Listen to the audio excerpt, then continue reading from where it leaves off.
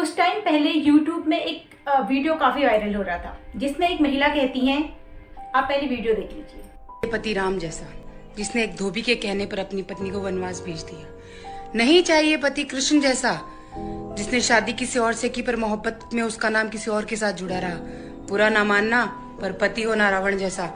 भले ही अपनी बहन की खातिर उसने सीता का हरण किया हो पर मंदोदरी को कभी उसके हक से वंचित नहीं।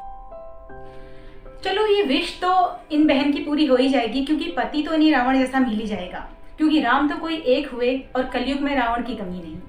तो क्यों चाहिए इन्हें पति रावण जैसा। अगर रावण की खूबी हम बताने को कहें तो रावण की हम सबसे पहले 3 खूबियां बता देते हैं। हर कोई बता देता है कि वो पंडित हैं, शिव भक्त हैं और विद्वान हैं। अगर उनमें ये गुण हैं तो भी क्या उनके किए हुए गुनाह क्षमा कर दिए जाने चाहिए।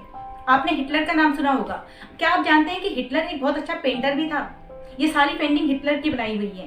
तो क्योंकि वो एक अच्छा पेंटर भी है तो क्या उसके गुनाह क्षमा कर दिए जा सकते हैं? नहीं ना। और रावण ने जो गुनाह किया है, देखिए आपको एक ऐसा पति चाहिए जो आपके होते हुए दूसरी पत्नी को किडनैप करके अपहरण करके ले आए और आपसे बोले कि देखिए तुम्हें तुम्हारे हक से वंचित नहीं किया जाएगा, लेकिन ये महिला भी हमारे साथ में रहेगी। तो आपको ऐसा पति चलेगा?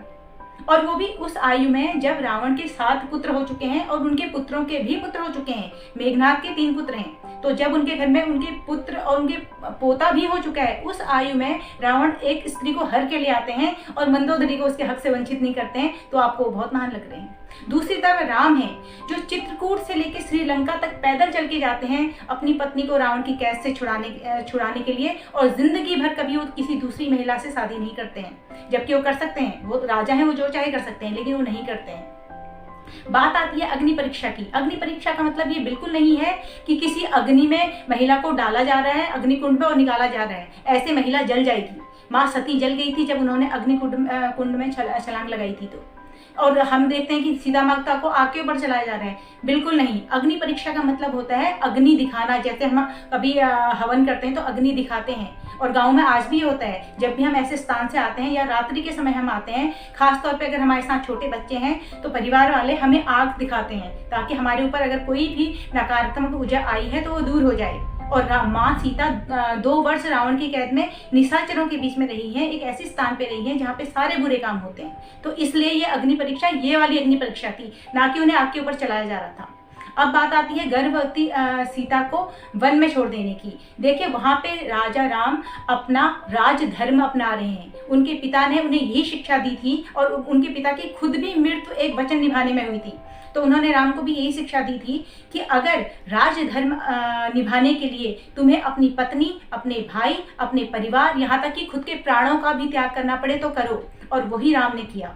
जब राम को गुप्तचरों के द्वारा पता चला, किसी एक धोबन के कहने पे नहीं हुआ था ये, पूरे नगर में जब ऐसी बातें चल रही थी और राम के गुप्तचरों ने उन्हें आके बताया कि नगर में इस तरह की बातें चल रही हैं, माता पे संदेह लोग कर रहे हैं, तो उन्होंने राजधर्म को ऊपर रखा और सीता को वन में भेज दिया, ना कि निजी स्वार्थ की वजह से। सोचिए जरा आज के हमारे जो राजनेता हैं वो भी अगर ऐसा करें, वो अपने निजी स्वार्थ को छोड़ के, अपने परिवार को छोड़ के राष्ट्र धर्म को सर ऊपर रखें, तो हमारा देश आज कहाँ पहुँच जाएगा।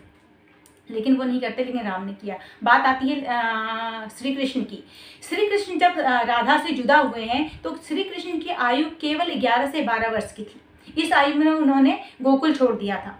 तो जो आप राधा और कृष्ण के बीच का प्रेम समझते हैं, वो प्रेम उनके बीच में नहीं है। जिस इंसान की जितनी छोटी सोच है वो उसको उतना छोटा समझता है।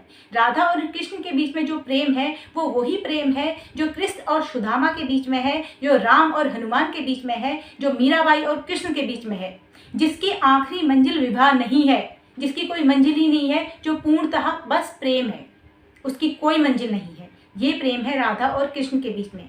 तो अगर आपको किसी बारे में जानकारी ना हो तो कृपया ना बोलें। तो ये थी मेरी आज की वीडियो। उम्मीद है आपको अच्छी लगी होगी। अगर अच्छी लगी है तो मेरे चैनल को सब्सक्राइब कीजिए, लाइक कीजिए, शेयर कीजिए। तब तक के लिए नमस्कार।